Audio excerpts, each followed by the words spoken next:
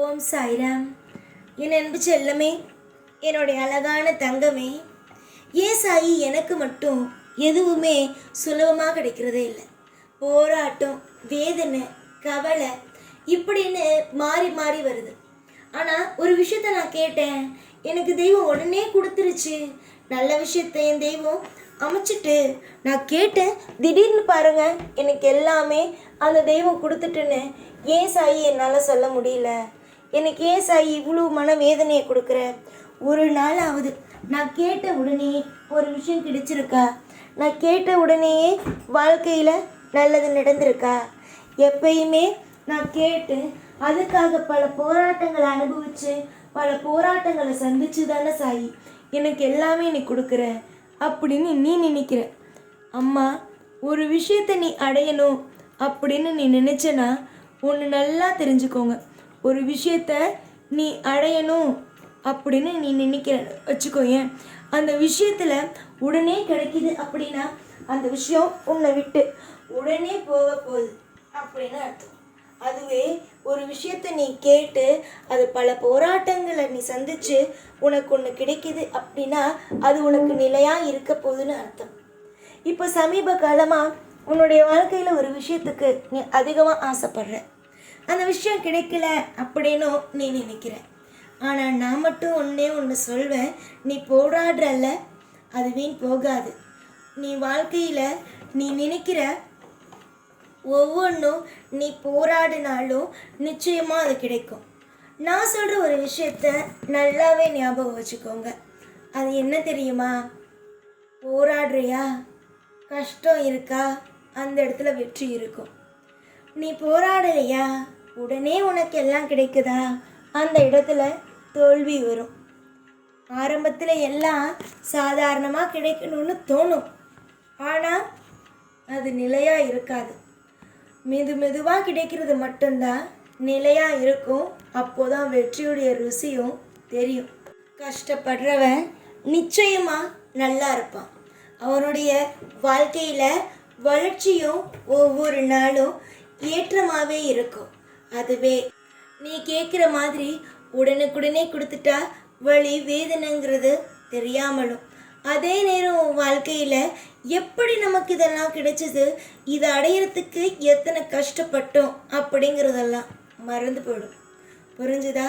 நான் உன் கூட இருக்கேன், ஒவ்வொரு நிமிஷமும் உனக்காக இருக்கேன். நீ கேட்குறது எல்லாத்தையும் அள்ளி கொடுப்பேன். நீ நினைக்கிற ஒவ்வொன்றையும் எல்லா விஷயத்திலேயும் தாராளமாக அமைச்சு கொடுப்பேன். ஒரு நாள் கூட உன்னுடைய வாழ்க்கையில் எந்த நிலைமையிலேயும் எந்த ஒரு கெட்ட விஷயமும் நடக்க நான் விட மாட்டேன். இன்னைக்கு உன் வாழ்க்கையில் தோல்வினா நாளைக்கு நிச்சயமாக வெற்றி தான். நீ என்கிட்ட கேட்டுக்கிட்டே இருக்க, நான் ஆசைப்படுற விஷயம் உடனுக்குடனே நடந்தா எப்படி இருக்கும் அப்படின்னு. நிச்சயமாக நீ பொறுமையாக பாரு. உன் வாழ்க்கையில் நீ ஆசையாக கேட்குற விஷயம் உனக்கு எப்படியெல்லாம் அமைய போகுதுன்னு பொறுத்திருந்து வேடிக்கை பாரு. உன்னுடைய காரியத்தெல்லாம் சரியாக செஞ்சிட்ட. இனிமே நீ எதுக்கு கவலைப்படணும்? எந்த ஒரு விஷயத்துக்கு உன் வாழ்க்கையில் பயப்படணும்? எல்லா விஷயத்திலேயும் நான் துணை, எல்லா விஷயத்திலேயும் நான் இருக்கேன். ஏற்கனவே நீ பட்ட அத்தனை விதமான காயங்களும் வலிகளும் நிச்சயமாக என்னன்னு எனக்கு தெரியும். சீக்கிரமாக உன் வாழ்க்கையில் இருக்கிற அத்தனை விதமான காயங்களையும் அத்தனை விதமான கலக்கங்களையும் நிச்சயமாக இந்த சாய் வாழ்க்கையிலிருந்து போக்குவேன். நம்புங்க, உங்கள் வாழ்க்கையில் நீங்கள் கேட்குறது கிடைக்கும், நீங்கள் நினைக்கிறது நடக்கும். எல்லாமே நம்முடைய அப்பா எல்லாமே செய்வார், நல்ல விழி காட்டுவார் அப்படின்னு நம்புங்க. நீங்கள் நம்புறது தான் வாழ்க்கையை தவிர நீங்கள் இங்கே நம்பாமல் இருக்கிறது வாழ்க்கையா? தெய்வத்தை நம்பணும். அப்படி இல்லைன்னா உங்களை நீங்கள் நம்பணும். உங்களையும் நம்பாமல் தெய்வத்தையும் நம்பாமல் எப்பயுமே ஏதோ ஒரு இருண்ட இடத்துல உட்கார்ந்து பழைய விஷயங்கள் புதிய விஷயங்கள் என்று மாற்றி மாற்றி மாற்றி அழுது வாழ்க்கையை வெறுப்போடு வச்சுக்கிறதெல்லாம் வாழ்க்கையாம்மா? நீயே சொல்லு, கலங்காத. எந்த நிலைமையிலேயும் வாழ்க்கையில் தோல்வியை நான் கொடுத்துக்கிட்டே இருக்க மாட்டேன். உன் வாழ்க்கையில் நடக்க வேண்டிய அத்தனை விதமான விஷயங்களும் எல்லா விஷயமும் நடந்துட்டு இனிமே நடக்கிறதுக்கு ஒன்றுமே பாக்கி இல்லை. எல்லாமே நடந்துருச்சு. இனிமே உன் வாழ்க்கையில் எல்லாம் திருப்தியாக மட்டும்தான் இருக்கும். அழாத. முதல்ல எதையும் நினச்சி அழுது புலம்பி கண்ணீரை சிந்தி வாழ்க்கையை என்றைக்கும் பயத்தோடு வச்சுக்காத. வாழ்க்கைங்கிறது பயந்து பயந்து வாழ்கிறதுக்காக இல்லை, சந்தோஷமாக சிரித்து சிரித்து வாழ்கிறதுக்காக தான். இது வரைக்கும் வாழ்க்கையில் சிரிப்புங்கிற ஒன்று இல்லாமல் இருந்தாலும் இனிமே வரும் காலம் மொத்தமும் சிரிப்பு சந்தோஷம் இப்படிங்கிற விஷயத்தோட உன் வாழ்க்கை அமையுமே தவிர ஒரு நாளும் துக்கம் அப்படிங்கிற ஒன்றுக்குள்ளே போகாது.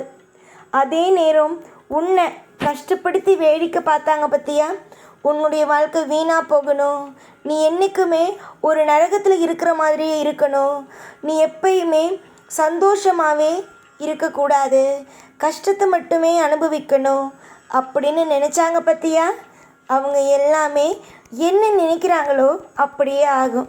உன் வீட்டில் துக்க நிகழ்ச்சி நடக்கணும்னு நினச்சாங்க, ஆனால் அவங்க வீட்டில் அதுவே நடக்க போகுது. மெயினான ஒருத்தவங்களே அவங்களுடைய வீட்டை விட்டு தூரமாக போக போகிறாங்க. தூரம்னா புரிஞ்சுக்கும். வாழ்க்கையில் என்ன நினைக்கிறோமோ அதுதான் நடக்கும். உன்னுடைய வாழ்க்கையை வச்சு அவங்கெல்லாம் என்னென்னமோ நினச்சாங்க, ஆனால் கடைசியில் அவங்களுக்கே அது வினையாக வந்து முடியுங்கிறத நினைக்கவே இல்லை. நினைக்கும் கேடு தனக்குத்தானே, மற்றவர்களுக்கு இல்லையே. இன்று உன்னுடைய வாழ்க்கையை கெடுக்கலாம் என்று திட்டம் போட்டவர்களும், வாழ்க்கையை உனக்கு வீணாக போயிடணும், நீ நல்லா இருக்கக்கூடாது அப்படின்னு நினச்சவங்களும் வாழ்க்கையில் முன்னேறது கிடையாது. ஏன் அப்படி நான் சொல்கிறேன்னா, நல்லது செய்பவர்களுக்கு மட்டுமே தான் இந்த சாய்த்துணை. நான் இருக்கேன், எல்லா விஷயத்தையும் உனக்கு சிறப்பாக அமைச்சு தருவேங்கிற நம்பிக்கையில் இரு. நிச்சயம் உனக்கு நல்லது நடக்கும். இனிமேலாவது இந்த சாய் என்ன செய்கிற, என்ன உன் வாழ்க்கையில் அற்புதத்தை நிகழ்த்த இருக்கேங்கிறத புரிஞ்சு நடந்துக்கும். இதுவரைக்கும் வாழ்க்கையில் பலவிதமான தோல்விகளை சந்தித்து வாழ்க்கையில் எதுவுமே கிடைக்காம இருந்திருக்கலாம். ஆனால் இனிமே உன்னுடைய அத்தனை விஷயத்தையும் புரிஞ்சு அத்தனை விஷயத்தையும் தெரிஞ்சுக்கிட்டு உனக்கு தேவையான ஒவ்வொன்றையும் இந்த சாய், நீ மலை போல நிற்கிற இந்த சாய் உனக்காக எல்லாமே தருவேன், நல்லாவே தருவேன். எப்பொழுதும் உங்கள் கூடவே இருப்பேன். இந்த சாய்நான். ஓம் சாய்ராம்.